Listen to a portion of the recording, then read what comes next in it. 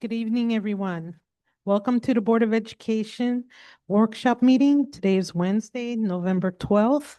The time is now 7:04 p.m.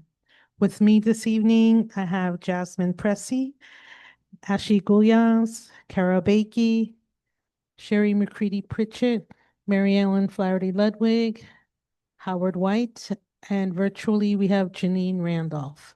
Also with me, I have Dr. Alexander Straya and her cabinet. If we could all please stand for the Pledge of Allegiance.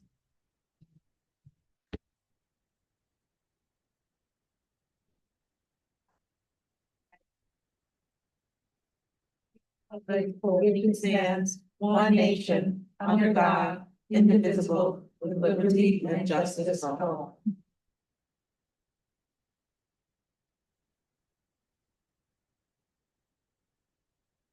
Our first item this evening, we have approval of trips. Does anyone have any questions? Were you able to review everything? Motion.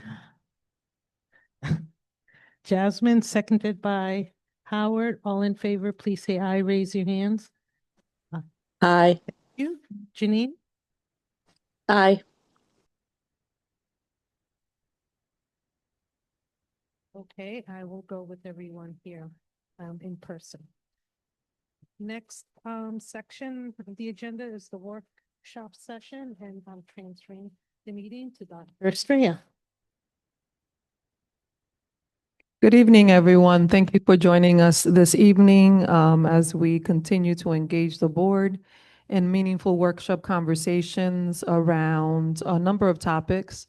As you know, over the course of last year, we have created the workshop format in triads that allow the board to listen to multiple conversations reference to different topics and gives the board the opportunity to ask more meaningful questions because it creates a more intimate dialogue between members of the cabinet alongside board members. There are three topics this evening that we want to provide the board as well as the community with updates around. The first is around legislative updates. There were a number of legislative changes that occurred over the course of this this past summer, that we want to make sure the board is updated on and provide some insight in some of those legislative changes.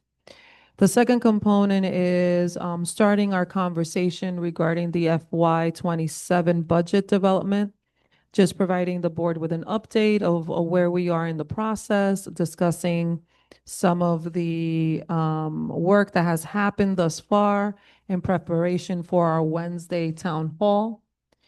And thirdly, as you know, AI continues to be an integral component of the work that we're doing in schools. And it's important for the community and board to have an update in terms of the innovative work that Ralph Valancisi, alongside our digital coaches, are doing within the schools, many of which are here with us this evening to share some of the best practices that are at play across the district. So we're going to break into triads. Ralph, do you have the slide? The triad slide? You don't have it up? Okay, that's fine.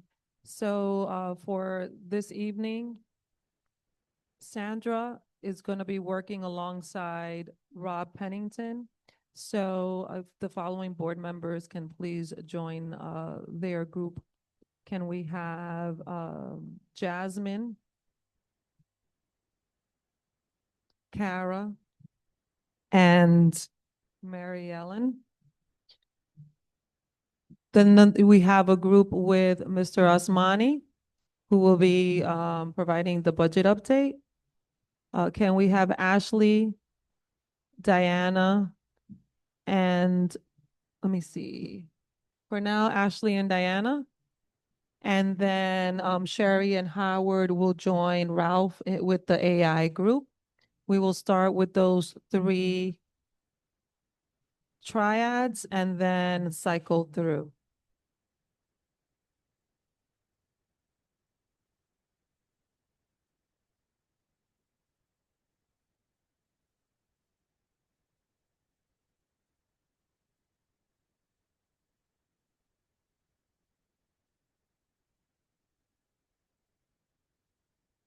Just as a reminder, anyone here from the public can sit in the outer circle to observe, not participate in dialogue. Thank you.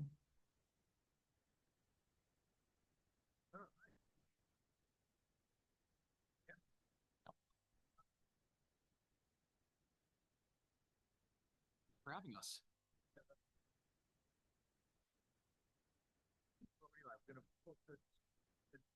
So you guys are, you'll stay here. We're gonna. Great. Oh, thanks so much, JD. Yeah.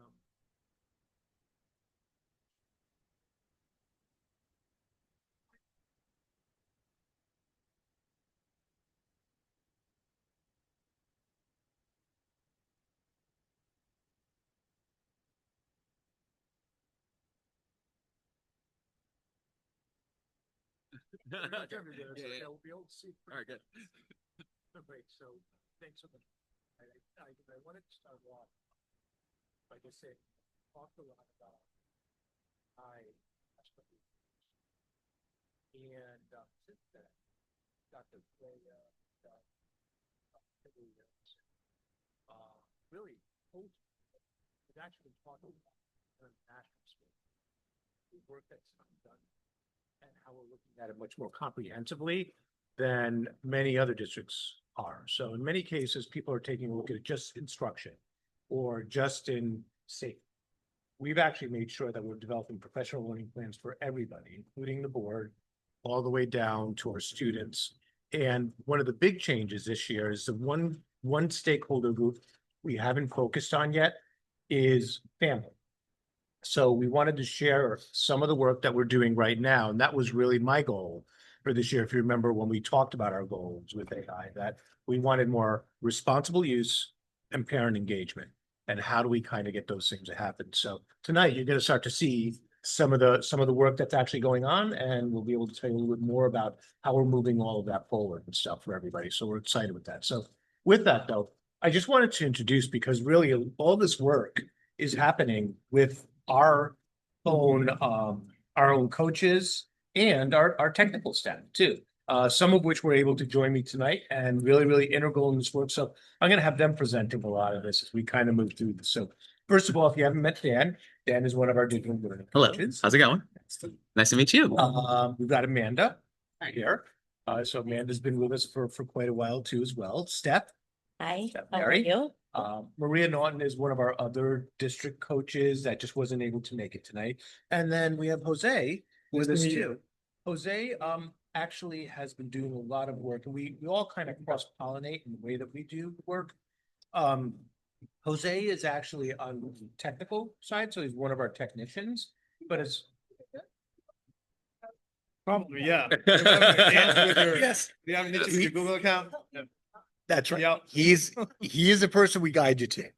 But he's also been working very closely with Kimberly on the Portrait of a Graduate work. So all the back end work that goes on really usually ties back to somebody on the technician side. In the case of our AI work, it really is becoming Jose. So we figured we'd all be here and talk a little bit about what's going on, share with you how we're actually using AI to teach AI, and then, just answer some questions for you. So it's really, we're going at it tonight from a 30,000-foot view. Mhm. At the end of this, if you do want, for the public, just so they know that there's a QR code there where they can get this information, as well as at the end of this, there's QR codes for each one of the new websites that we've created with all the resources, including for parents. So they can actually see what's going on. But we just wanted to share some of it with you tonight as a starting point. So Yeah.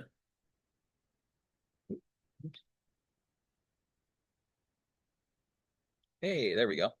all right. Cool. So we're going to actually start off with giving you one of the this new website will actually be go live pretty much tomorrow.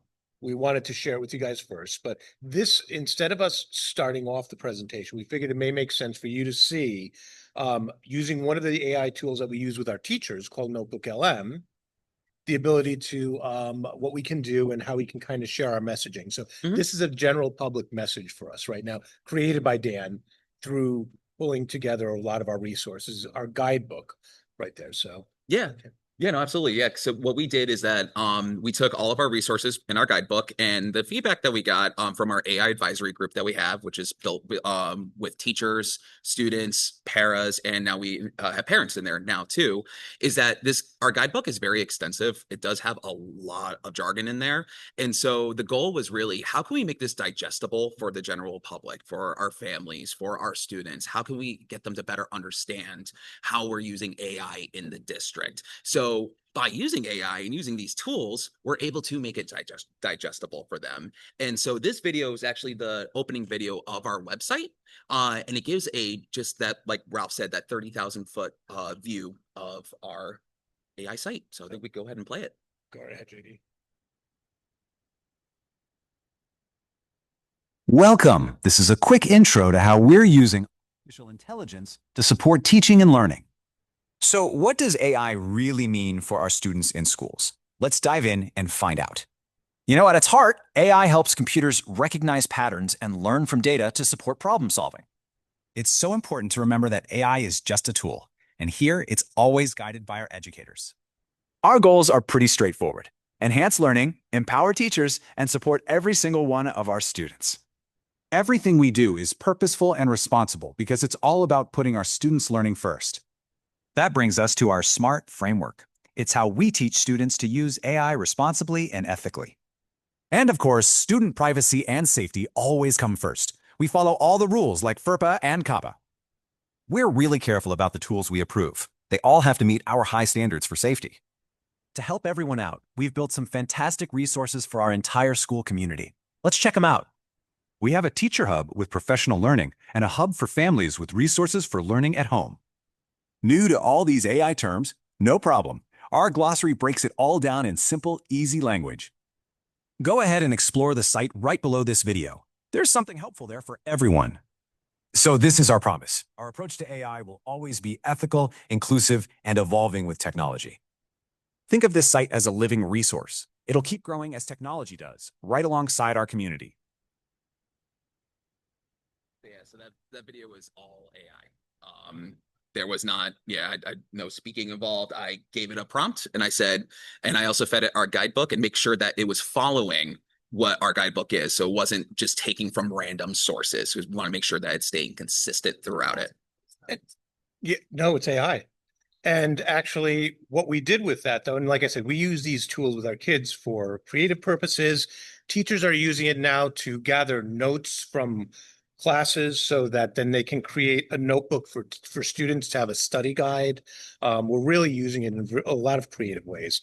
But the interesting thing about this though is our guidebook is 45 pages long. This is all the work that we've been doing, this comprehensive work of training different people. What does that look like? What does it look like for families? Our SMART framework, which we developed with the AI advisory group. So all of these different components, we wanted to make it in a way that it's actually digestible and usable for everybody. So we're starting off with some videos. This kind of is the introduction to the site, which, like I said, you'll get to dive into a little bit more on your own to learn more about it. But it's our first step in really engaging parents and getting us to that point. So the next step in this, though, too, is really much more of a focus around parents. And with that, I'm going to. Oh, am I going? You're going the wrong way. There we go. And then one more. There we go. There. Yes, so very similar to the video we just watched. This video as well is powered by Notebook LM. And it's a more extensive look into the family resources that we have available. And it's available in the Family Hub portion of our guidebook. Two main focuses really in that Family Hub would be just to be able to share with you safety and security for students utilizing these AI tools, what AI tools have been approved for the district, and how we vet our tools as well to make sure that they are compliant. In addition to that, as Ralph spoke to earlier, our goal is to help engage the community. So one thing we did do was send a survey out to principals and administration and buildings and ask them, what are the key topics surrounding AI that you think your parents and community members really would benefit from or embrace. And then in addition to that, we are gonna work in tandem with the parent center, or the family center, to provide targeted AI events and workshops. Yeah, so we've actually, we've, like I said, surveyed the principals to be able to give us information on what types of workshops they want, what do they need it in. Starting in January, we're going to be working with our partners. The first thing that we're going to be doing is doing an airing of Screenagers to really talk about screen time and the changes with AI and things that we really need to be looking at. Once again, focusing on responsible use. So that'll be aired alongside with some of the PTAs helping us, as well as NEF. So it's kind of a co-sponsored event for us to really get family engagement in and get started. And each month, we want to make sure that whether it's virtual or in person, that there's some other element of some AI opportunity for parents to learn more about what's going on and get their questions answered. So Can you get this off the website? Just go on the website. Yep. rather than- Yep. So yeah, we'll show you at the end exactly where it is, because it's actually it's already live on our Norwalk PS website. So you just go to you just start searching AI at Norwalk PS and it'll actually bring up the site. You can click into each one of these different areas. But there's a lot of components to this, and we're really just trying to, like I said, give you a quick intro. But JD, can you just click this video? Is like 5 minutes long for parents. We're not going to watch the whole thing. We're just going to watch like the first 30 seconds or so, just so you can get a snippet. Yeah. Hey everyone, families and students. So, artificial intelligence, or AI, is becoming a really big deal in our schools, right? And we want to team up with you to make sure we're all using it safely and smartly. Think of this as our guide to this exciting new world of learning, together. Okay, let's kick things off with our most important idea here. We believe AI is a tool to help us learn, to make things more personal and efficient. It is not here to take the place of the incredible work our teachers and students do together every single day. It's a helper, plain and simple. All right, so what is AI anyway? It's one of those terms that gets thrown around a lot and can sound super complicated. But you know what? The basic idea is actually pretty simple. Let's break it down. So at its core, this is huge. This is the one rule that is absolutely non-negotiable. The one thing you have to remember, always. Your privacy is a huge deal to us, and it all starts with you protecting your own personal info. Okay, so what do we actually mean when we say personal information? That's a great question, because it's a lot more than just your name. Let's take a look at a few examples so it's super clear. So, PII. It's a fancy term for any little detail that can be used to figure out exactly who you are. We're talking your full name, your address, your birthday, your phone number, and definitely your passwords. That stuff is for your eyes only, period. And for all the parents listening, I want you to know that the district takes this incredibly seriously. We follow really strict federal and state privacy laws. You might have heard of FERPA and COPPA to make absolutely sure that all student data is locked down and secure. So, what's the solution? How do you stay safe? It's actually really simple. You only use AI tools that our district has already checked out and approved. This kind of gives you an example. It's really geared towards the parents. It tells them how we chose our tools, what we chose, what are things you need to be looking for. And then it gives them, as you scroll down the page, it actually has those resources there for them. So this in partnership with them looking at what do they want to learn more about, or how we're going to offer these opportunities for them to come in person to learn more as well. That's a good question. So actually, it's on the website, and actually, there's a definition in our glossary. I don't know it off the top of my head. The Federal Education Rights Protection Act. Yes. Is FERPA, and COPPA is I know it pronounces a COPPA, I guess too. So Yeah. the Children's Online Protection Privacy Act. Protection and Privacy Act. Yeah. Yeah. Yep. And the other one that we know about from the health services is HIPAA, which falls into the same. So. Yeah. Yep. Yeah. So so this kind of gives you an idea of like what we're doing with the parents, and thank you, Amanda, for that too. And we've actually already started meeting with our bargaining units. So in meeting with NFT, we're trying to figure out how do we scale this? how do we make sure that we can actually talk to all of our teachers and make it so it's digestible? And Mary is a great partner when it comes to being on the AI advisory board too. One of the things she suggested was, let's start off with just some simple one-pagers for teachers to use. So actually, Mary's just reviewing this right now, and then we're going to be releasing this to all our teachers. So once again, an educator's guide for them. These are the rules that we follow. This is what you should do. This is what you shouldn't do. These are your guardrails again. We want to keep going back to that. So we, like I said, once again, we're looking at it comprehensively in every area that we're touching with. So, and like I said, this all comes back to that. It's all in that guidebook, but it's not in a format that really anybody can use coherently that would make sense for most people. So, and then Steph, I don't know if you want to. Yes, so with this, they create a one pager for the teachers so that they understand what they can do as a teacher, what they can use for AI platforms and what they can use for their students also, because we do want to start to see them using AI with their students in classrooms. We do have some platforms such as Canva, Magic School, and for the older students, ChatGPT that are already age appropriate for the students, so that they can actually start using tools also and learn how to use it with privacy rights, being safe when they're using and implementing AI. With our teacher help that we do have, which is an entire part of the AI website also, we have all of the real world scenarios. What could they do? What should they not do? We also have all of the platforms listed for them, along with other training material. And they know they can book any of the digital learning coaches to go in and actually integrate the AI technology in their classroom. So we will go in, we will model for them, we will teach them how to use the tools. So they're doing it the right way, right off, so that they can use it and use it the proper way. So really, just to kind of recap, our story in the district, we started this process back, in December of 2022. And if you remember, really, ChatGPT kind of launched November of 2022. If you remember, we had a conversation at a board meeting just saying this is a new technology that's out there that we really need to be aware of. Then we started moving forward with this, with, Dr. Shrey really leading the charge of making sure that she knew that this was one of the things in the forefront that we need to make sure that we keep on top of, not to get into the same situation that we did with social media and with other technologies, so that we can at least try to keep ourselves ahead of the game as much as possible, because it is moving so quickly. So we did a lot of planning that first year. From there, we received a lot of feedback. We've used the AI advisory board.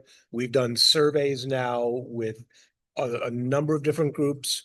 We've also, through the workshops that we've been offering, have gotten feedback as well. We started then training, and we did a lot of training over the last couple of years, and we continue to do that. We keep picking different groups that we know that we really want to focus on, as well as training our trainers. So, getting different AI certifications is something that you'd see amongst our coaches. Getting different AI certs too. I know that Jose's been working towards those as well as, on the technical side. So we're trying to make sure we have all those components in play, to make sure that we're prepared. We knew we had to create some resources then, and the resources started with the stuff that's in the guidebook, making sure that we had trainings, making sure that we had literature that made sense, making sure we had safe platforms, putting all those together. And that's kind of what you're seeing the culmination of right now, is this ongoing work now. So now that we've gotten these pieces in place, we're launching. We still have a lot of work to do. The sites are actually launching. They have the ability to change from English and Spanish. I want to say it's like, I don't know if the videos are there yet, just transcriptions. Correct, yes. So we're working on that. having the videos in Spanish as well, but that should, give us a couple more weeks. And like I said, we wanted to do a soft launch right now, let you guys know what's going on, but this was really our goal in AI this year, is to continue doing this work.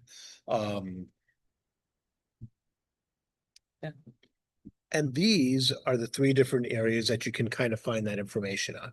So there's the regular website. So the public can actually see it now. If they click on the QR code, it brings them right into norwalkps.org, right to the website. We have a guidebook piece which Dan has developed. And in a second though, JD, I don't know if you can kind of DJ a little on this. Can you click on the interactive AI guidebook so that we can just pull it up?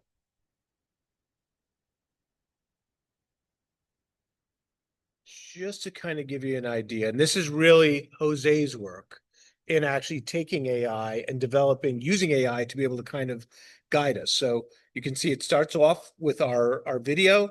Across the top, you can see different topics where there's different areas you can find more information about. How do you use the site? But there's also actually AI built into it. So, I mean, Jose, what would be a good question that maybe we could ask it? Yeah, so Ralph mentioned, try to use AI to actually show and share with the community what we're trying to do with the AI guidebook. So if you go to a different tab, let's go to the smart framework. And there's already topics on the right that you'll see are pre-generated for anyone who has questions about the smart framework. So you can click on the topic, you'll see it'll go down. You see it'll create for you. Now, if you click on the icon, you send the message. You see on your lower right side, underneath that one. Oh, no, yeah, the little, Oh, you can press enter too. yeah, Um, the little arrow, little arrow, the blue arrow. blue arrow. There we go. You'll notice like the see guidebook now? as well as this is very similar in the. Now, it's- if anyone has any questions, you'll see it'll come out with context based on the AI guidebook. So in case you don't want to scroll around, search for information, you can actually ask the AI for that information. And it also, you can see in the top, this one's actually set to go back and forth toggle between English and Spanish, if you like. So I would think we've got our 10-minute, cutoff, so we wanted to leave it open. What are your thoughts? Any questions you have for us right now? So how would a teacher, maybe this is not even the right forum for that, how would a teacher use an AI tool to help a student improve their reading? No, this is the area task. So one thing that a teacher could do with different reading that if they have like a different reading topic, or if they have a passage, they could actually take that passage. Let's say the passage is for a different level. Right. And they need it for 3 different levels. They could take that passage, copy it into one of the platforms, ChatGPT, Brisk, Magic School, and it will actually differentiate it. It will change the level of it for the different students that are in the classroom, and they could actually use it for scaffolds. So the students might need different scaffolds for what they're doing with taking the reading into writing. They might need sentence starters, and it could actually create all of that for those students, for that teacher when they're planning. One thing to consider too, to back off of what Steph said, is the portrait of a graduate. Last year, we focused on critical thinking, and this year is effective communicator. So it could put the passage in and then ask for suggestions on questions to help guide those competencies in the classroom. And we should say in that each coach, a lot of them are working more specifically on certain platforms to help offer support.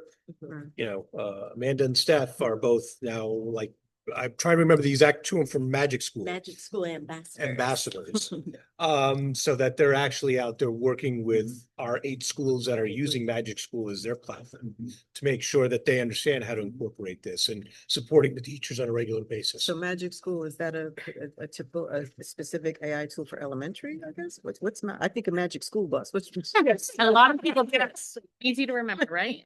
Educators, but it also has a student side Okay, that is very easy for students to use and for teachers to monitor. okay. Because once they do send a student to a room on Magic School, they will see every prompt and every interaction that the student has with that room. For example, we've created with teachers escape rooms for students to test the knowledge of a unit that they're doing.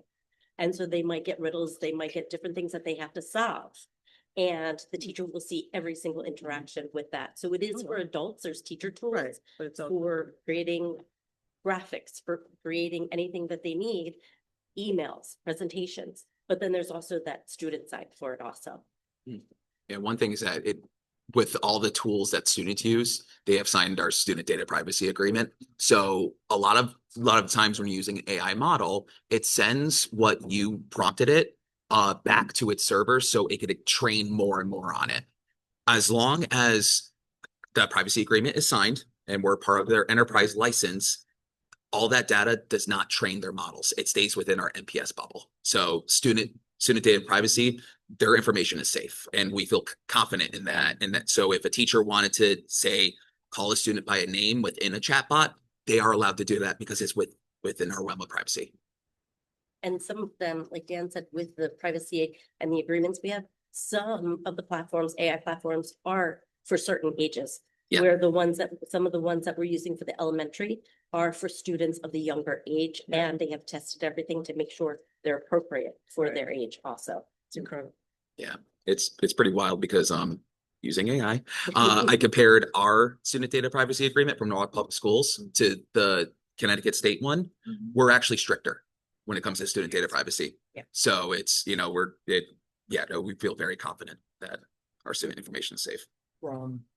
Pick up on what Shirley indicated from the educator standpoint. My issue is how will this help in the homes? Yeah. Where is that going to be conducive to your parents? Because you have some parents that may be computer savvy when it comes to that part of it. They may not be able to read, however, they may be able to function. A lot of people function by that computer and they can do what they need to do. However, how can we help as far as the home is concerned? Yeah, so I think that's what I hear myself. I think that's what Amanda was saying, is that we are going to be offering those family workshops, and how can we support AI at home? And through our family hub, we have some starters there. How can you start conversations with your child about AI? But also too, like we were beginners with AI at one point, so that might be a workshop that we offer. He's like, maybe just for parents, how can parents use it at home? Online or workshop in person? I think ideally we would probably do it in person.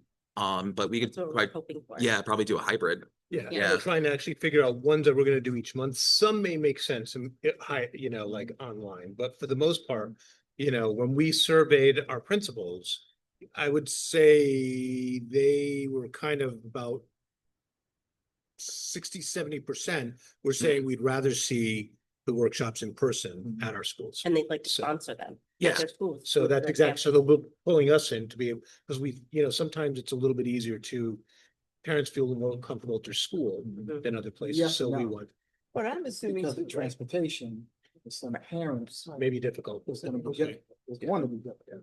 so you're saying they should have an online option? I should think they should have that option as well. Yeah, Okay, Agreed. we can do that definitely. With the resource, with the guidebook though, just like there's a tool for teachers to be able to help a student improve their reading, I'm assuming there must be a tool that's available for parents, right? The same To thing. teach, to support For- reading Mhm. at home. Right. Yes. Like back in the day, your teachers gave you all these tools and things to, utilize at home to help your kids read better, do math better. So I'm assuming there's probably something like that. And as time's going on this year, Right. we do Yeah. feel like the key piece with parents is really, how do you support Right. in this new world? Right. And, just recently, we've actually met with, if you go onto Google's site, Google for Education, there's a gentleman that actually at Google creates these types of videos for Mhm. families. Mhm. We're gonna be working with him a little bit to be able to help create our own customized versions of that as the year goes on. So this is plans for the whole year as we move forward, but like I said, this is really our launch of just getting started and getting everything out there and getting. I mean, I think overall, this AI part of it really gonna help the families. It really is, Yeah. because, from an educational standpoint, there are some parents that may not be good in that. However, when you talk to the AI, but they will guide them and direct them Right. to the Yeah. real, the parents to be able to focus and understand and help their kids compared to not be able to help them at all. Even knocking down language barriers as Right. well. Live translation, Right. we wouldn't have to try to get a translator for, if a teacher wants to talk to a parent, Right. and maybe the parent doesn't speak English or vice versa. So yeah, absolutely. The great thing about all of the platforms, they all have a free version. So parents can, they all have a free version. version. So parents can be trying them Right. out. Parents can be seeing what to do, what can they do at home, where it's not gonna stop them because there are the free versions to try everything, Right. which is the great part. Yeah, and we all know that, like, I mean, our vision and mission, everything here that we do is really focused around equity. Right. And this tool will be able to help bring equity to many students that did not have that opportunity in the past. Yes. We just have to figure out how to kind of harness that Yeah. and do it well. And once again, if we do it where we don't kind of like make sure that all the stakeholders are involved and we keep iterating with it, we'll miss that opportunity. Yeah. Yeah. I So. mean, just like everything else in the beginning, is, you know, is something else. It's a, plus or minus, Right. you know, so, you know, it's gonna take them some time, but once they adapt to it, they're gonna be able to function. And that's for It's gonna be everyone, able to help the kid. parents, It's gonna- teachers, All across the. board. everyone, you know, once we just Throughout, show not them the even in wonders. education, it's just in general, Yes. this is the future. Exactly. 100%. We're building the plane as we fly, learning how to build it as we go, right? I mean, that's basically what it sounds like. Yeah. I mean, learning as you develop and put this thing together. It's unfortunate that they're gonna take away a lot of jobs, but. Yeah, Yeah, well, and like- actually though, you know, Always that- gonna need it. we always, Like, we could- talk about the human in the center, but I keep saying this and I think we keep understanding this. People, many teachers at one point where it's like, well, we're gonna lose our jobs because of AI. And it's like, no, I don't think any teachers will lose their job because there's human impact. Right. Teachers that don't know how to use AI, that don't know how to use and utilize AI will be the ones that'll probably be the most Right. impacted Vulnerable. by this. It's not the AI tool itself. And I know it said it in the video too, but we really want to emphasize that it is a living document, this guidebook. Yes. So that this guidebook could look different from a couple months from now because AI is ever changing. Yes. And it's so rapid. So yeah. So Yeah. there'll always be updates. I was given the cane. But thank you though. So yeah, Thanks, guys. Thank we'll be you. happy Thank you. to share anything else, but check out the Thank you. QR Yeah, codes and stuff. absolutely. Yes. Yeah. Like,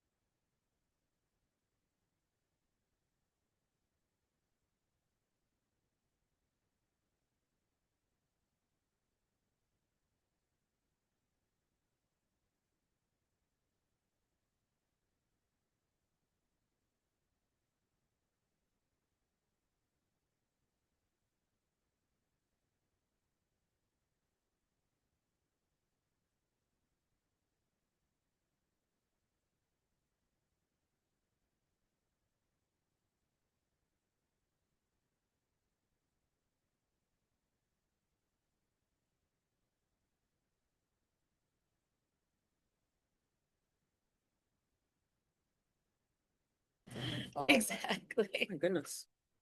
There we go. So section 32 of Public Act 2593. It requires us to share with the Board of Education yearly, and this is a new law that was passed. Three main components. The first component is to share some of our community-based organization partnerships that we have and what that entails. So when I share that piece of it is, what tools are they working with? What are they doing with our students? So that is the first part. There. The second part is a workforce development update. What are we doing as a district to offer programs to students to promote workforce development, cooperatives, internships, job training programs? And so that's really the work that Carol has been working on the last 3 years, and she'll be able to talk a little bit about that component. The last piece is our attrition data for certified and non-certified staff, disaggregated by school and subject. So it doesn't include someone, an example, we had a paraeducator who resigned as a paraeducator because they became a teacher in Norwalk. It doesn't include those people. Yeah. It does include someone who either retired or has resigned and went somewhere else. And so we're gonna talk about those three pieces because this is a new legislative requirement. We've talked about some of these things, so it might not be all new information, but we're gonna share this update. So we'll start with community-based organizations, and then we'll move into workforce development, and we'll finish with the retention rate. So when we look, we have a lot of different community-based partnerships. And I will say that there were a few more, but over the last few years, we have reduced some of those partnerships due to funding and costs and grants. Right. Yeah. So we start with the Carver. The Carver serves 3,300 of our students. They are in all of our buildings. They offer before and after school care in elementary school. In middle school, they offer after school care, and in high school as well. So they are one of our largest providers. They also offer summer to our students. So we have students that will be in this building in the summer, or a different building in the district. Transition programs. Transition programs in the summer, so 5th to 6th grade students, and also 8th to 9th grade. We know that the transitions are hard, Yeah. and they've built a model where students coming from elementary school can spend 5 weeks at a middle school and learning about the middle school, and it's really grown over the last 5 years that I can remember. It started with a high school transition, then they added a middle school transition. Stepping stones. So with their ELLE program, they support Norwalk Public Schools. We have 3 pre-K programs, early start programs, and they're run by Stepping Stones at the NECC building. So they have 3 classrooms, and they are serving roughly 56 students at the NECC building. They also have 2 summer classrooms for students who didn't attend pre-K. And so last year we had those 2 classrooms at Jefferson. It changes depending on what buildings are available to us in the summer, because we've been doing a lot of summer work, but they're a partner that we work with in our early childhood space. Odyssey is another partner. They have 1 classroom at the NECC space, but they also provide both before and after care at the Sono school. Because Carver cannot provide before and after care to preschool students, their license doesn't allow it. We were lucky that we were able to partner with Odyssey, because we currently have 2 preschool classrooms at Sono, and we're gonna be opening a 3rd classroom at Sono in the next month or so. And so the fact that we can offer students before and after school care and families, it has been really beneficial. And is the funding the same with that as it is with Carver? Like we're like a pass through for them, or how does that like? So for the Early Start Pre-K, Yeah. Norwalk Public Schools receives the grant Okay. and we subcontract with To them. Odyssey. For the preschool program, it is not. It was a program that we had grant funded Right. and now it's not grant funded. Now it's not right. So, but we still want to offer that Mhm. service to our. Mm-hmm. Mid Fairfield, one of our biggest partners, they have multiple programs in the district. So we have our Link program, and that's in a handful of schools. We'll see that program. It's really, they have bilingual clinicians that are at the school supporting students. We have our clinicians that support elementary schools, and then we have clinicians that support our middle and high school as well. And then they also provide consultation and training across the district. But if you were to look, this is our breakdown. You can see Brian McMahon has a clinician and the Link program. Norwalk High has the Link program and a clinician. So it really is built, it's been built over time based on need. It doesn't mean that they have someone there every day, all day. We at one point had a clinician in every middle and high school. But over time, grant funding has dried up. And so now they're split where they'll spend 2 days in one school and then go to another school for 2 days. But we are still servicing tons of students in schools. And a clinician from Mid Fairfield is working with a student who may need a little bit more support. Family and Children's Agency. So we have a partnership with the city of Norwalk and FCA where we are working to support 30 disengaged youth in our high schools, and Carol's our point person to that partnership, and she can talk a little bit about. So with this particular program, we're very fortunate to work with our 30 disengaged youth and also their families. What we've set up is a case management approach where we bring in all of the different entities of support for our families and their scholars. And we really help oversee credits. We help oversee disengagement. We bring in opportunities. We connect them with counseling. And so it's really an approach to meet them where they are. And we've been really lucky to work with the 30 students this year that we're working with, and we hope to increase that number in the future. How are these kids funded? Great question. So what we did was we looked at data. We looked at chronic absenteeism. We looked at disengagement. We looked at discipline data to see who our students were, because it's really a tier 3+ approach in terms of that really tiered service that they need, and providing them the specific services that they and their families are in need of. And that's how we chose them through data. And 30 is our cutoff? Right now it the is. funding. Yes. Probably need. We need, more. yeah. Yes. yeah, we do at the high schools, absolutely. And it's focused on the high school. Yes. So it's very strategic partnership. Kids in crisis. So we have the Teen Talk counselors. We have one at Norwalk High School and one at Brian McMahon High School. And they are specifically trained to identify at-risk students or students flying under the radar around depression, anxiety, or substance abuse. And so that is a program that I think Norwalk has had for many years. And so that's something that we continue to partner with them, and it provides another level of support at the school level. Norwalk Acts. So Norwalk Acts, we have a lot of different partnerships with Norwalk Acts.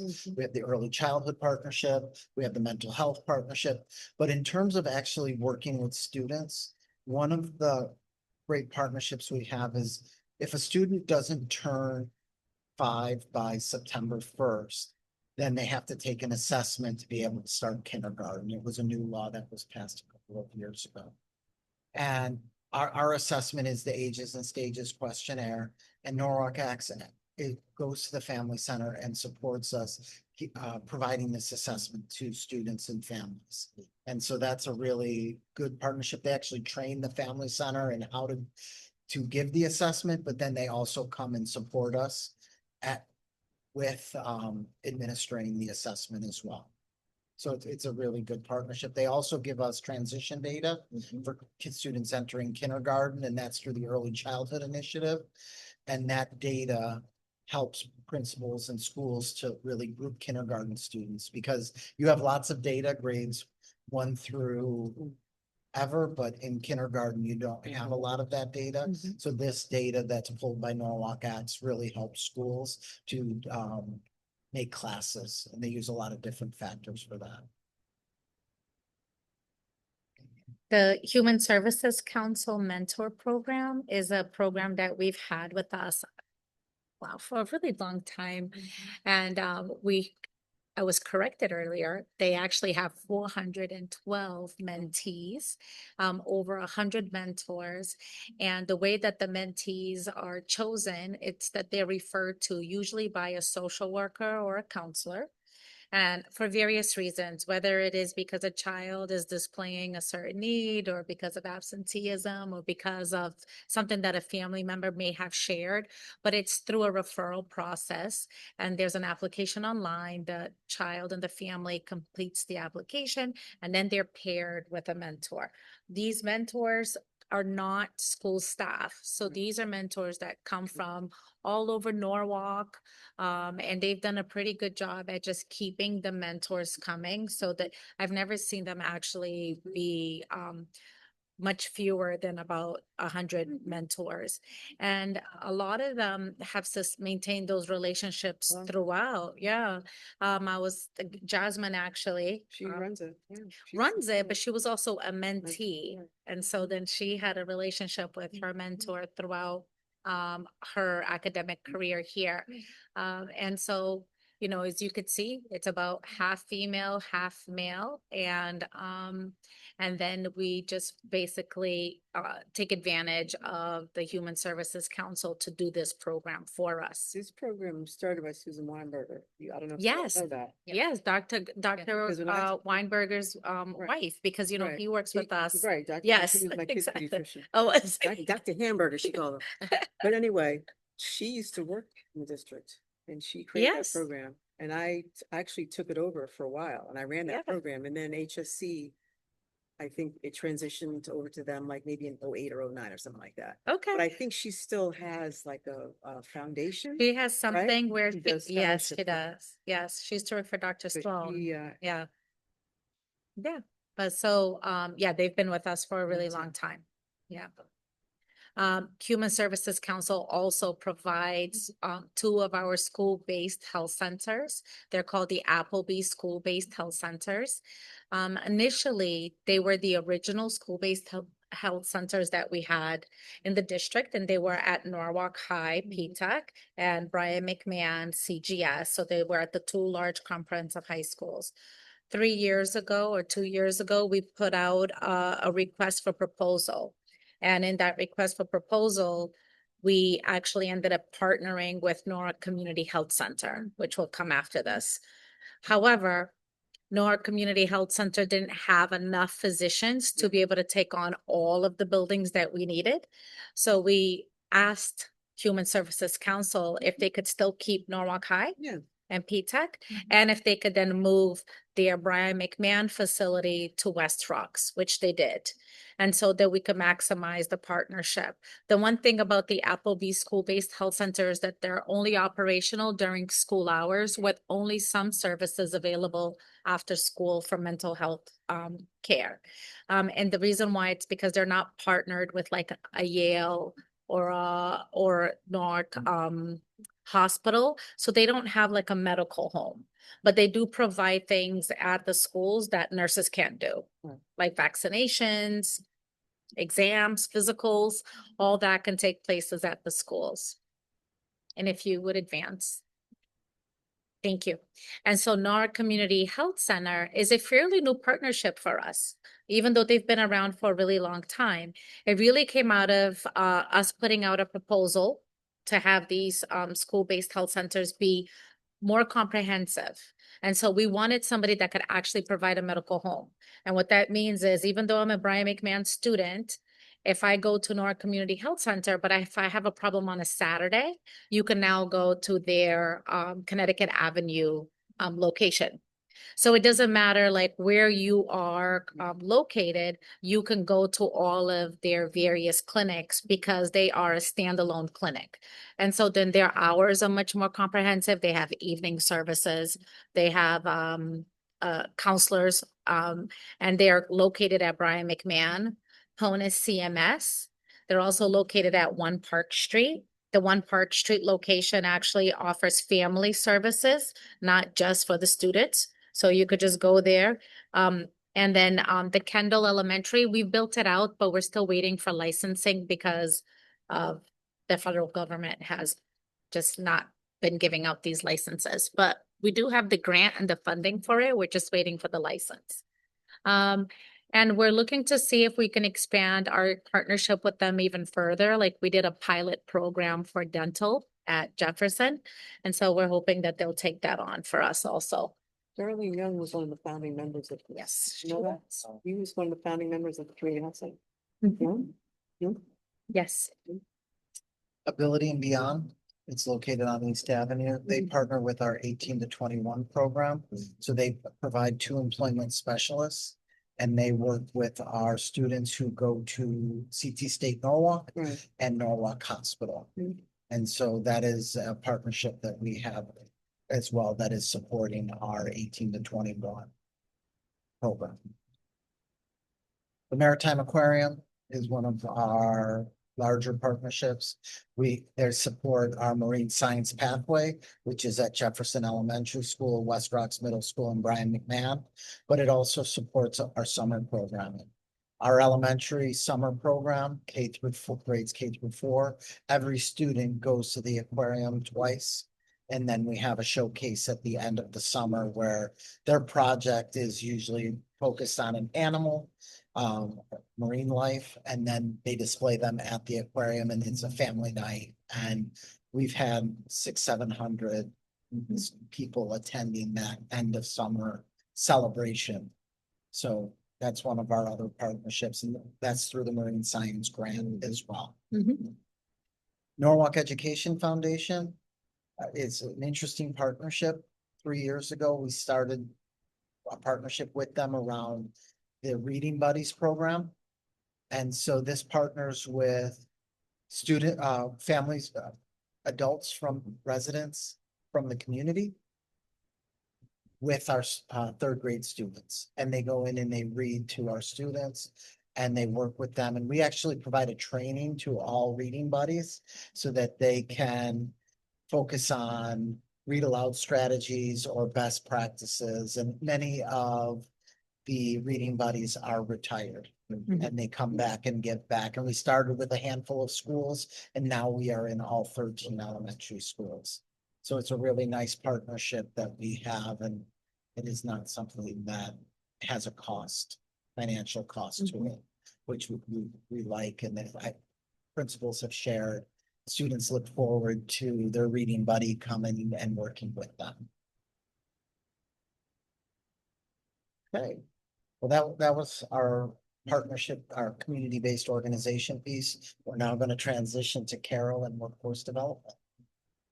So I'm just going to highlight some of the workforce development programs that we've built over these few years in our ecosystem.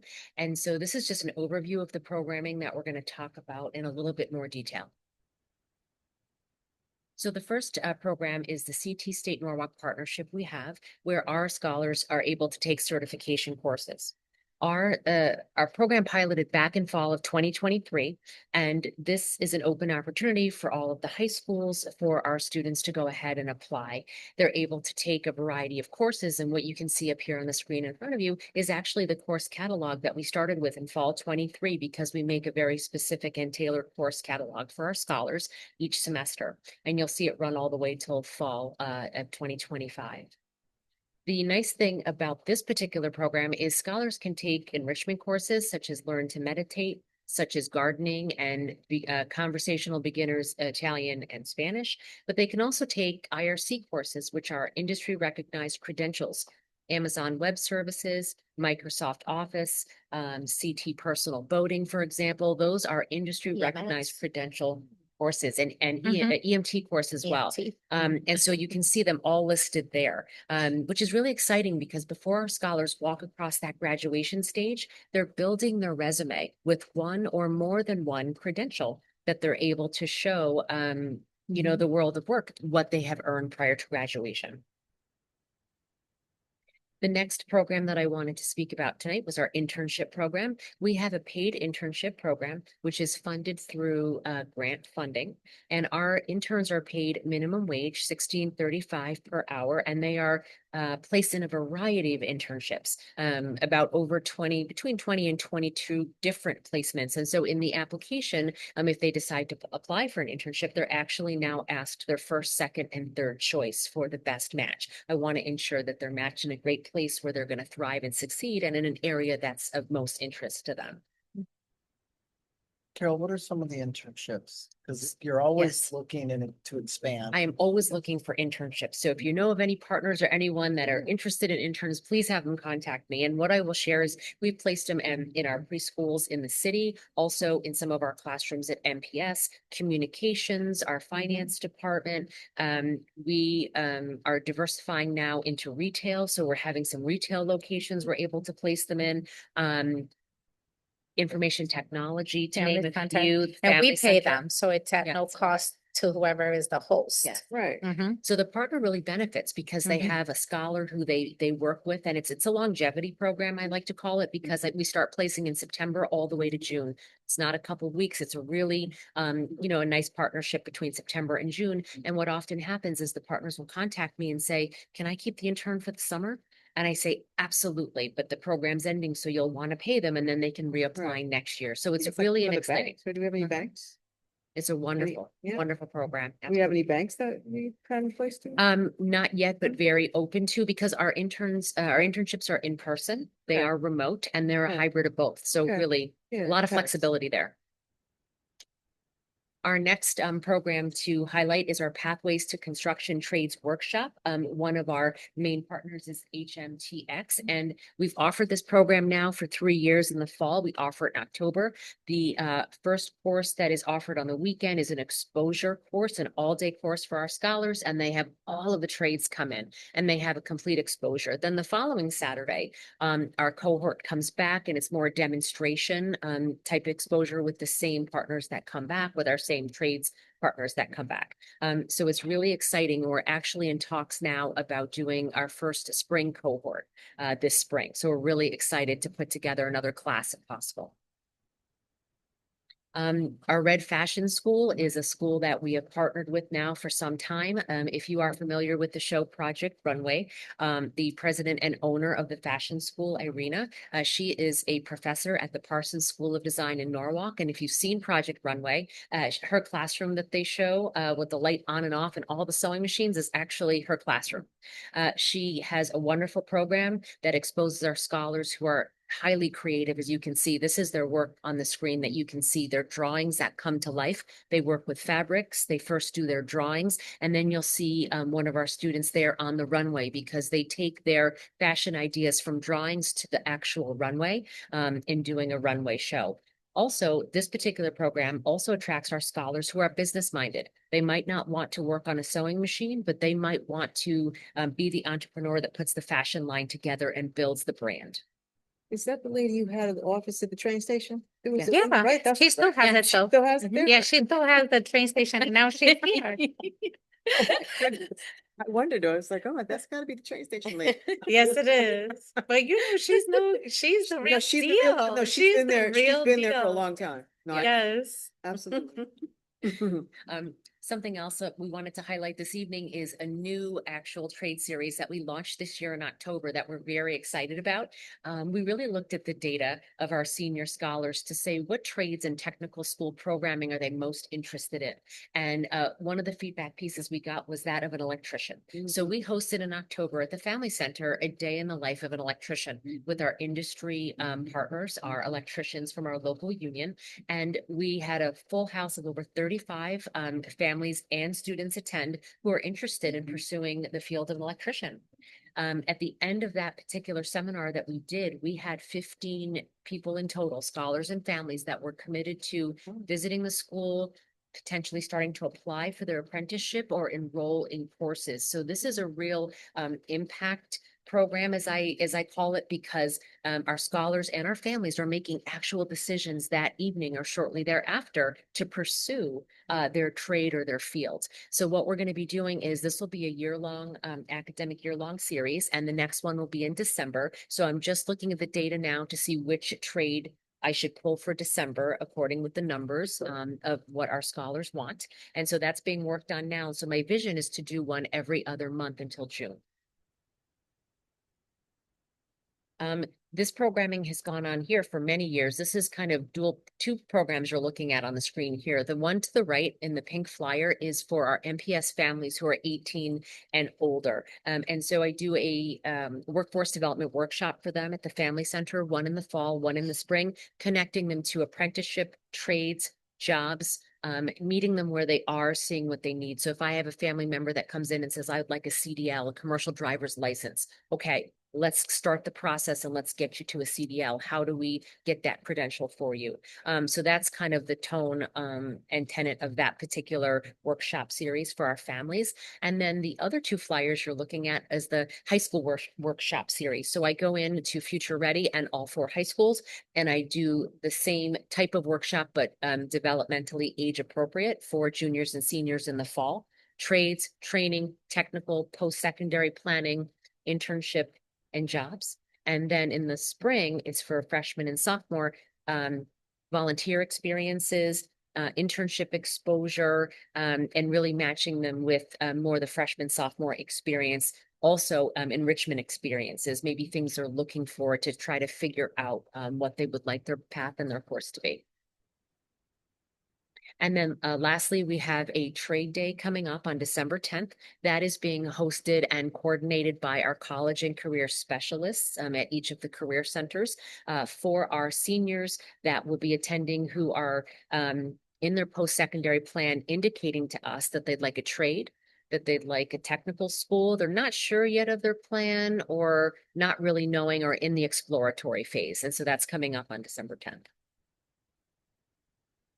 All right, any questions for Karen? So what do we do? Because somebody had asked me about, so some of our students who are not matriculating in our Mhm. regular school day. Yes. I assume they could participate in this, right? And do we do something in particular for that For students population that of have students? like disengaged during the day. Correct. Because somebody had asked me about this, a constituent had asked me about that. She's like, oh, what are we doing for, and I said, well, we do have large workforce development. options." But she said, well, what about these particular kids? Like, are we doing anything specifically directed to them and guiding them more or whatever? So I don't know. That's my question. So, these programs are built and offered for our scholars at Norwalk Public Schools. So Right. any high school that they're in, for Right. example, our Future Ready programming, for Right. example, any of our students who come back to Right. the Family Center who are They can- 18 and older, I've had workshops I've done, and I've Right. had alumni come back Right. and sit in the workshop. So And it's available. it's It available. is. Yes. Yeah. And that's why there were a lot of modalities created around this ecosystem so Right. that it wasn't just for one segment. It's Right. really for everybody. Right. The tough thing is once you've disengaged, you sort of kind of lose touch with what's out there Right. and available to Right. you, right? Right. Because you're not in the know. Right. Exactly. Yeah. And I But think the it's- city I'm does, sorry. I think the city, doesn't the city, don't they do something to workforce development? Does the city? I thought- The city has connected They've got programs to something, right? workforce development. And actually, we also connect a lot of our staffs to those opportunities from the city. The school counselors are one of them. They are Okay. connected to those programs. And so they're having conversations and they're Yeah. able to share the city programming as well Yeah. to really speak to who you're Yeah. speaking about. Yeah. Two things I have. One, to go back, but it specifically state scholar. So for those kids that does not, to them in their head, like Sherry is talking about, that's still separating them. How, when you're saying that it's open to all the students. Workforce development at MPS is open to every student. I will tell you something. I call every student a scholar. Whether they're- So when I say scholar, there is no GPA associated with that. There is no, type of post-secondary plan. I've always, since I've become a school counselor, K to 12, have always called them scholars. Right, So, and that's fine yes, for you. yes. However, on the outside looking in, for some of those parents and some of those students, they look at it from a negative standpoint. They don't see it from that standpoint. Because I hear what you're saying. Yes. Right? Mechanics. No one approach you in reference to mechanic? So auto mechanics? Yeah. So, auto mechanics is an area that I would like to explore. I have explored it with the Department of Labor. The tricky part about auto mechanics, and I'm still looking for a workaround. I know that anyone who works with me will tell you that I don't ever see a closed door. I'm always going to try to open that door no matter. One of the things that the Department of Labor says is that we don't have a technical high school, so we don't really have those types of environments and those types of safeties and precautions built in. And so I did look into placing interns in auto body shops, and I'm not able to from a safety perspective. So how do I bring it in a different way is what you're asking. No. Oh, no. Because I'm in the process, I've been talking to someone that's willing to, because he approached me on that, that's mechanics, Yes. has this business. Right, and approached me about that part of it, that he wanted to become more involved and really expand that piece in the city. Wonderful. You mean like That's work with a great. student or like if we? Absolutely. Oh, I mean, Okay. right now, we're discussing this, so Great. we're just looking at, once he can get his partner to add in, we already have a building that we're talking, so that's why I'm asking you. because Wonderful. Once this is all finalized, then I'm gonna we'll have that conversation. Please contact me. Let me know. Right. Yes. Imagine it could just be where a person who owns an who owns a store, auto mechanic shop. If he or she were to just partner with the district, just like you've got internships and Yes. things set up. Mhm. You could maybe have it where that student would go to work, do an internship with that auto body guy. Like if it's Yeah, a kid who has he's an- willing, Yeah, he's he- willing, but he's willing, what they're basically looking to do, they have a building. Mhm. And that buildings need to be finalized before they can I see. move forward with it, Yes. so. And you're right, Yeah. that's what he wants to Yeah. do, but he wants to expand that part of it. Well, I'd love to speak with him when he has the HVAC too. I'm opportunity. sure you probably thought about HVAC, right? Yes, yes. Thank you. I think one of the other projects that we really looked into is an opportunity for, we have a building for HVAC. Yeah. Where Yeah. students could go Yeah. during the day Yeah. and take courses, but financially, it was $5,000 Yeah. per student. Per per student. semester. Yeah. Expensive. So every student was, was yeah. $10,000 for a year. Mm. I mean, and that's not even including transportation because we would want to get them from school. Yeah. But if we can figure something out, I think it's a great opportunity where Mhm. they take classes, 2, 3 classes in the morning, and then their last class, they would go and take it at this facility, which is right in Norwalk. So I mean, there's an opportunity, but there's also Of course. a cost to it. Mhm. Yeah, I guess AI can't get to electrical and HVAC, right? No, that's where the jobs are, right? Our last share is around staffing and the attrition rate from last year. So this is, if you look at the first column is the school or the department. The second column is certified staff. So we're talking certified teachers. And the second column is non-certified paraeducators, secretaries, or unaffiliated individuals. So last year, you can see we had 137 certified staff, and this goes from July 1st until, yes. July 1st to July 1st, and you can see different schools had different, pieces. We did have 36 36 retirees, because this does include people who retired. It's not just people who have resigned and left.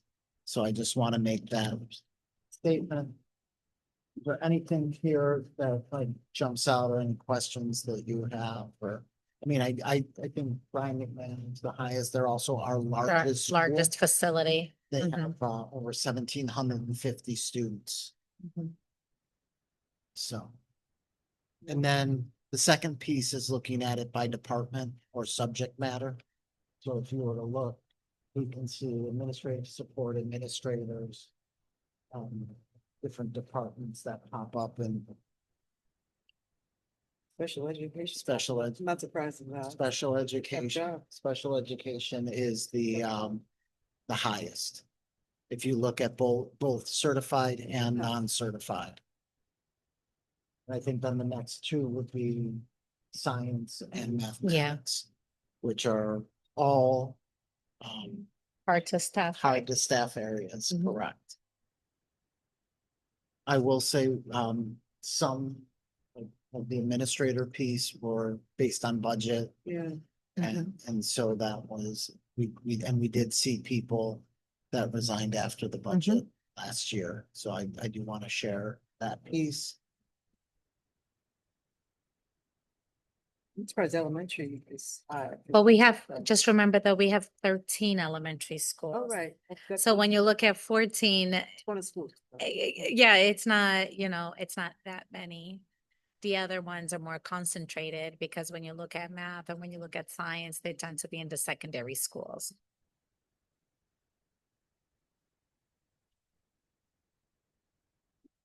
Well, I saw in the beginning, like in the first page Do at the bottom. you want us to go back? Yes. Would you be able to go back? This one? Okay. No, the beginning. The first, back to the Date- first, Page one. okay, give me a second. I'm gonna have to scroll there. Well, I can just ask. That's because okay. I saw the numbers. Yep, So that total, was that 11 million? For Carver. Was that, yeah, you saw that? Oh, for Carver, that's their budget. Yeah. That's their budget? Yeah.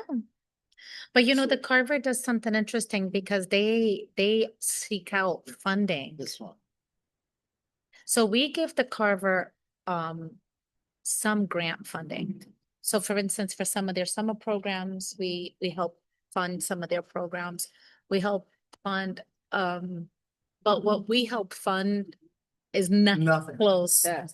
Yeah. I just want to name that, nothing close to what their actual budget is that's their- because, I don't know, is that their total operating budget? Is that? yeah, that's or their just as total. it pertains to us? Okay, that's just their. No, that's their Yeah, total that's what- operating budget. But they really service Yeah, but it's us. come a long way. Carver used to have a budget of like half that. Yeah. They've come And a they long- used to only be located at the Absolutely. Carver. Absolutely. You know, yeah, they're and, in all of our schools Yeah. here. They're also in other communities. Yes, they are. Yeah. So, And they never served that many kids. That's a big number. It is. Kids, that's a lot of kids. no, it is a lot of kids. It's a lot of staff. Yeah, so that's it. Yes, it is. Yes. And what I think is great is that the staff that they employ are our staff. So they hire MPS staff. So if I'm a teacher at insert school, Nathan Hale, then I can work Mhm. the Carver after school program. I can see, we don't do that much of a housing authority then, right? I mean, we probably, I know they've got the after school centers, but Yeah. it's not enough that it would be on this. Cause I know at one time No, we were. still- and they're not, and these are partnered with Right. us, meaning Right. they do a piece of the fundraising and we do a piece of the fundraising. Those are part- So most of these partners, we benefit Right, there's because money they involved. help actually go after some grants that we couldn't qualify for Yeah, alone. yeah. And then we partner with Right. them. Gotcha. All right. Thank you. Thank Thank you. you. Right. Last one. Linda's waiting. My God, I used to run just out of.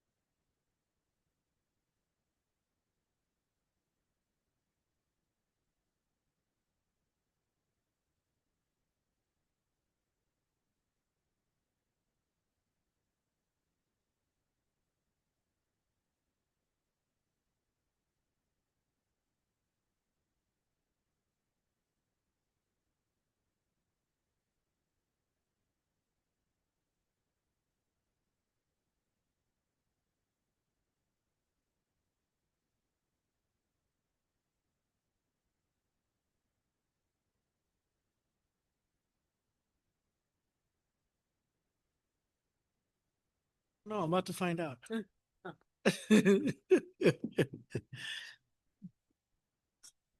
After a little budget update.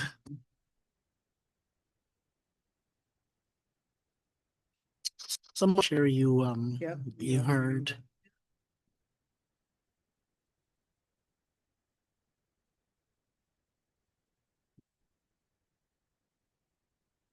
All right.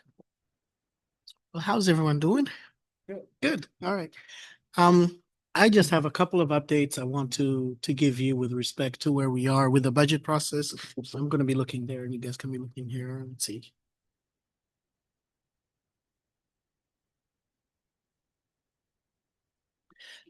So I'd like to begin with an overview of just of the district and where we are. We take enrollment counts on the first of every month. The official enrollment count we take in October, but this was the enrollment on the 1st of June of last year, which showed that we had a total enrollment of just over 11,600 students. We had about a little over 2,000 employees, with 80 new employees onboarded last year. We brought in about 1,300 new K through 12 students. We had 26 students graduate with an associate's degree while graduating with a high school diploma, primarily through P-TECH. We have 51 languages spoken in the district, and so this is just kind of an overview of who we are. I will wait.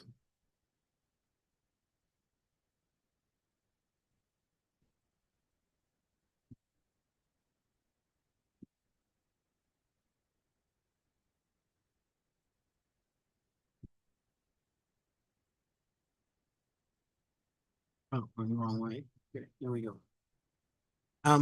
Again, this is just you've seen this before, just talking about how our budget comes together. Right now, we're just beginning the pro forma budget development. We've sent the pro forma budgets to the central office departments for them to start putting it together. Essentially, what we look at our current staffing and project what the salaries will be for those staff next year based on the contractual agreements. We know some of their not fixed expenses, known expenses, transportation, security, the contract. So we plug in what our contracts are. We factor in what those expenses are going to be next year. So we begin by looking at the things that we know. And so then with that, we send that to our departments, and then we ask them, tell us about the things that we don't know that we need to start accounting for. So as an example, if the state is changing the English curriculum, for example, this year, and therefore we need to invest in new curriculum materials, these are the types of things that we will see in the request as they come in. We know, for example, the South Norwalk School each year has been increasing a class. So we know next year, South Norwalk School will have the 4th grade. So with that, we need to have 4th grade teachers. We need to have 4th grade paraeducators. So then we will begin to gather all of those requests, which is what we're doing now. And then at your next work session, the superintendent will present to you a draft of the superintendent's recommended budget, which is essentially looking at the information that we know, some of the initiatives that may be coming on next year, and then we'll be asking the Board of Ed for you to give us your input. Where do you want us to be? Are you okay with some of these initiatives?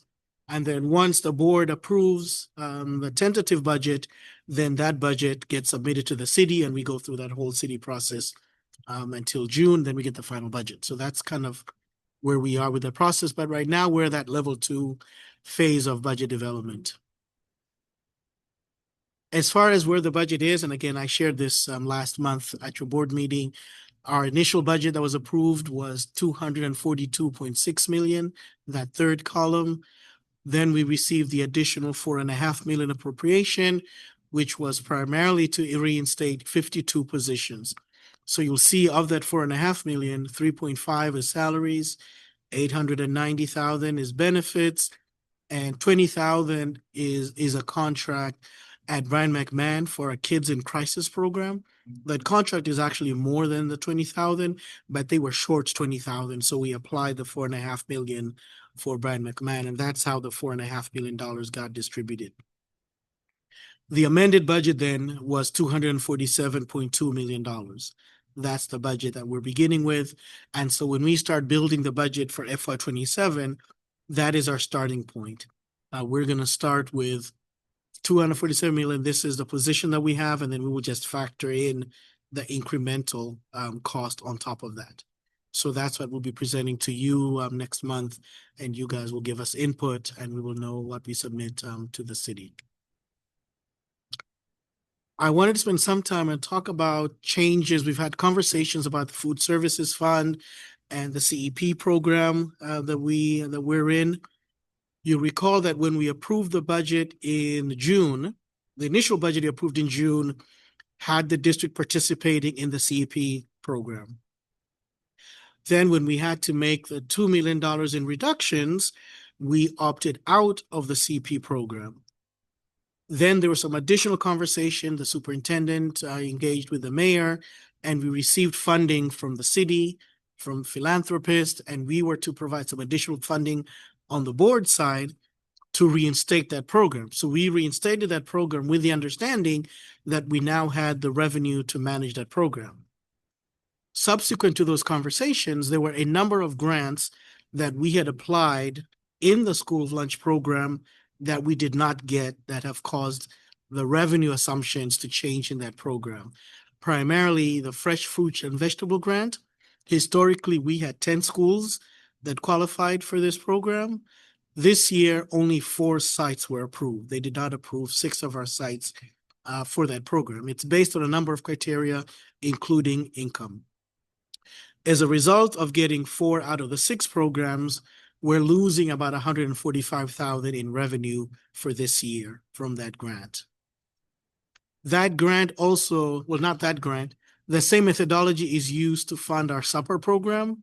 And so again, only 4 sites of the 10 that had historically been approved were funded. So we're losing $280,000 from that grant. And then there was a small grant that's a reimbursement grant that we lost $40,000. So between those 3 grants, we're losing $460,000 in revenue that funds the food services program. So now, in addition to the funding that we were fortunate to receive from the city and the philanthropist, we now have to find this additional funding to make up for that gap. Do we know if those grants were impacted because of the current administration? Well, they're federal grants, but I'm not sure. There's nothing in there that would say. No, I have to double check. I'm not sure what caused us to not get those grants. I do know that they were income based. Too many Black and brown kids getting fed, so they cut it. Hate to say that, but I mean, It's not even, it's all about Democrat states. yeah, Anywhere Democrat states, Right. they were hurting tremendously. part of it too, I would imagine. So, but Unfortunately. That's a big chunk. That's not That- even. yeah, that's a lot of money. And then on top of that, because we had initially communicated that we're not in the CP program, Right, we have seen decreases in the number of meals that our students yeah, are taking because parents have started giving their packed lunches for their students. So we met with Chartwells, who provides our food services contract. They're actually seeing a decreased meal count this year compared to that time last year. Though decreased meals impact our revenues because we get reimbursed for the meals we Right. serve. And so right now, Chartwell is estimating that we would potentially lose $420,000 in meal reimbursements because we have fewer students taking on these meals. However, we have been communicating with parents that they can come back to the meal program. We've been sending out flyers. We've sent out videos of the meals program. So we're hoping that as the year progresses, the number of students taking school meals will go up, which will allow us to get claim reimbursement for those meals. But if nothing changes, right now, we're looking at an impact of almost just over $800,000 in additional revenue that we have to find just to break even with the school lunch fund program this year. So that is something we're monitoring. And we'll have some additional conversations throughout the year. We also wanted to spend time sharing with you, as you know, when we went through this budget process, there were a number of positions that we eliminated. And so we're operating without those positions. But we just wanted to spend some time with you just talking through what does that mean and what are those impacts. So for example, We have, remember Marianne and Allison work together. We have not yet filled one of those positions, so that means the bulk of that work now is being done with one individual. We have a leadership development cohort, which is our aspiring leaders. We provide training for that. This year, we will not be able to provide that training just because we don't have the manpower to do so. You recall that as we went through the budget process, 2 schools eliminated their assistant principals. Jefferson and Nathan Hale do not have assistant principals right now. So those principals are operating with an additional workload, and they're filling the gap of those, meeting the needs of the students, whether it's instructional, social emotional initiatives, and so forth. And so those schools are operating without that. And we did eliminate the social worker in residence position and the data analytics positions as well. And so that work has been reassigned to other individuals in the district. With respect to digital learning, they eliminated 1 technician and 1 administrative assistant. There were also 2 directors in the Future Ready programs that were consolidated to 1.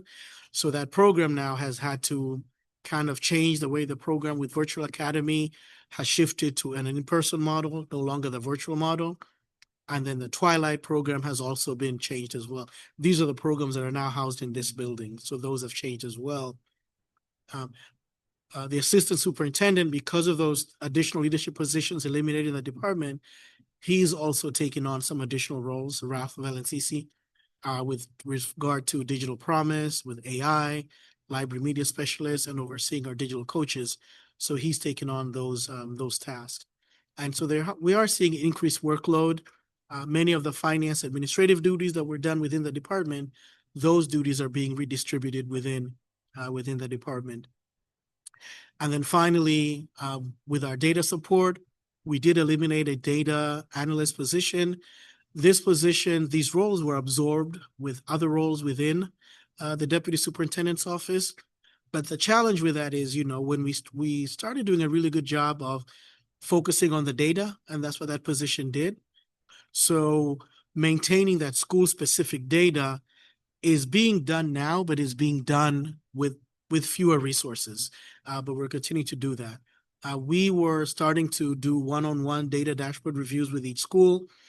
That work is now being done, but not being done at the level that it was done before because you don't have that support position there.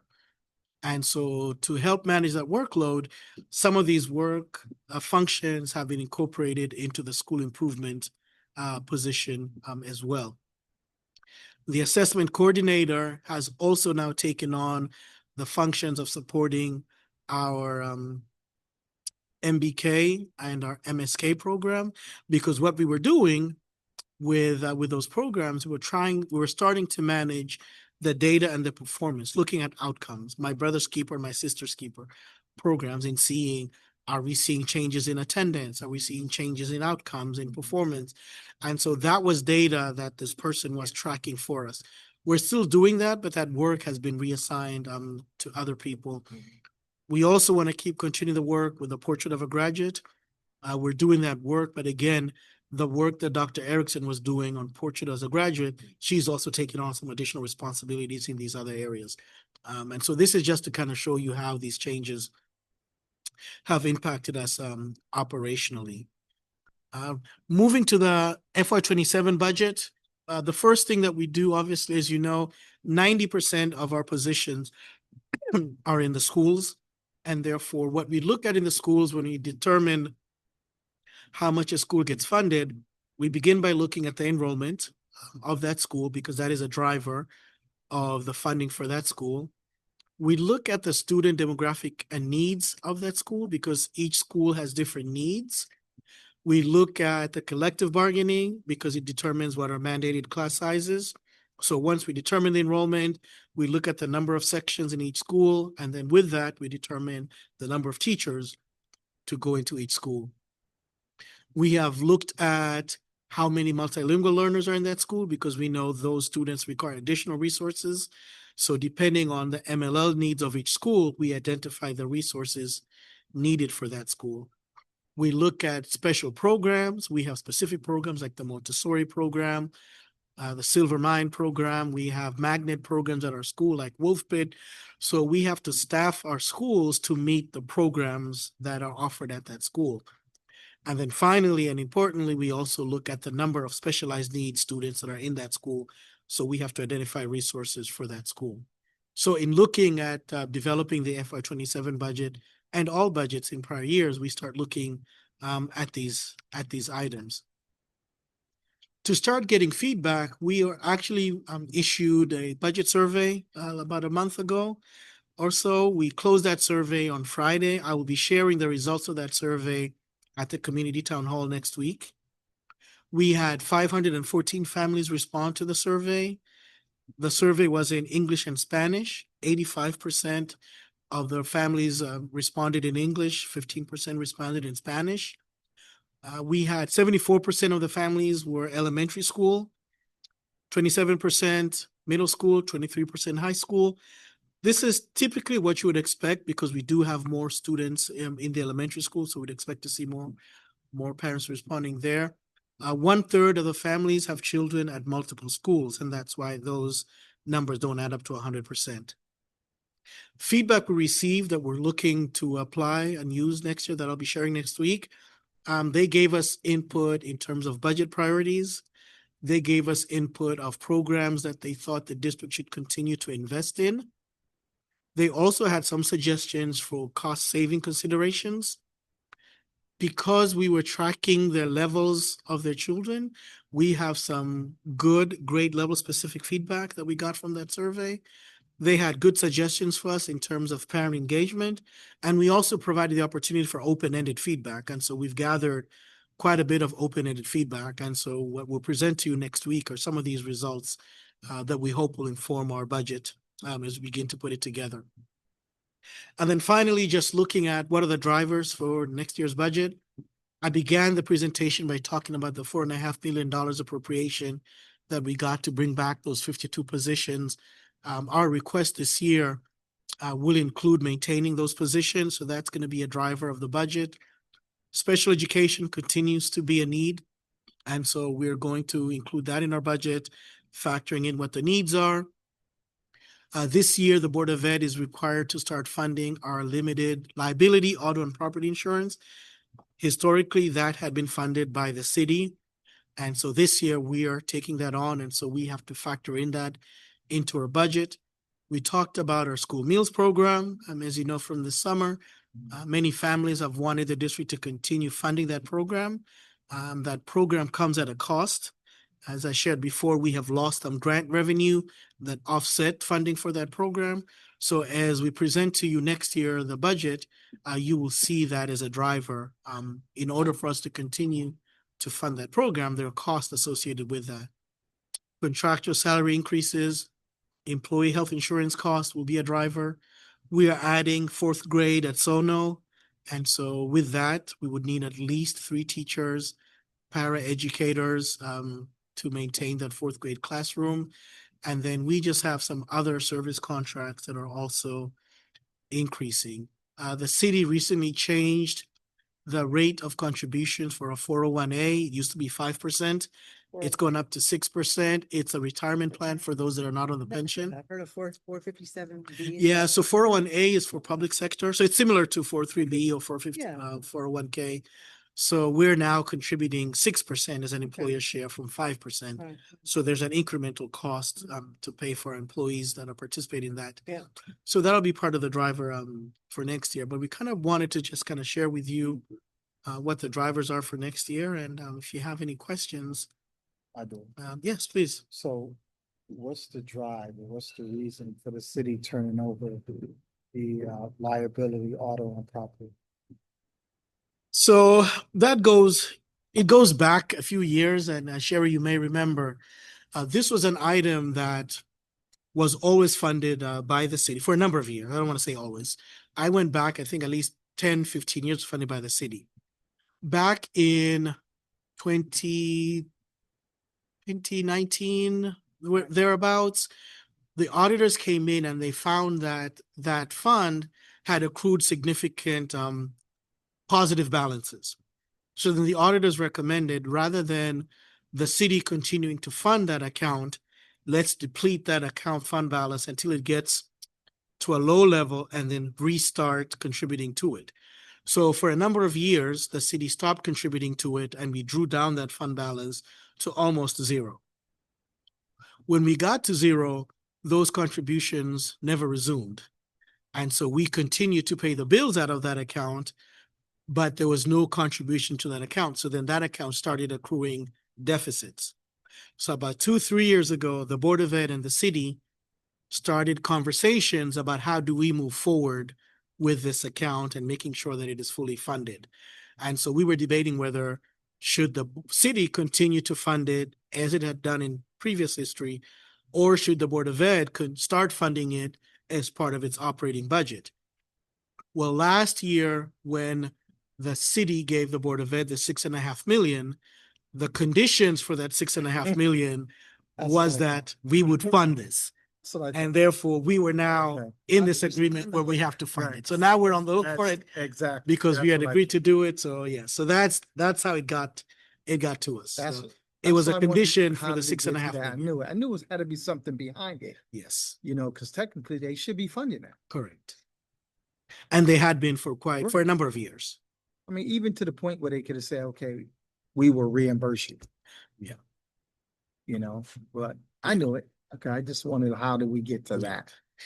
So we'll see a line item this year for that item and it will be part, but it's a new item that we've never had before. So it's going to contribute to, it's Okay. going to be a driver All for right, us. so this see how year. they react now, because now, Right. okay, that's fine, but we're gonna budget for it. So, Right. so remember, this is something you were doing. Mhm. We didn't have the money, but we have to add this to it. So that's part of it now. So that's good. Okay. So we'll take over it. And that's what they want. but Right. We'll take over it. So this is what we're gonna do.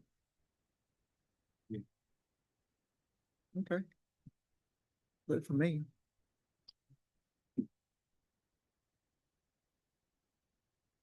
So when you look at this is really not anything to, you know, it's not necessarily any improvements here. There's nothing. here No, that- this is really Basic maintaining stuff, what we right. have. There are no new initiatives. Right. It's Basic just stuff. maintaining the status quo Mhm. and adjusting for the cost Which, of it. which you really look at it, which is good moving forward, because, you know, any money that we're asking for is what is really needed. Correct. You know, you want to maintain where we're at, Mhm. you know? Hopefully, you know, we got a new mayor, so hopefully they don't play that game, you know, because Harry could have taken care of a lot of this stuff before we even got to the end of it.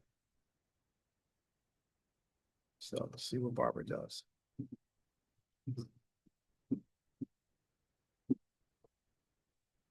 Well, thank you.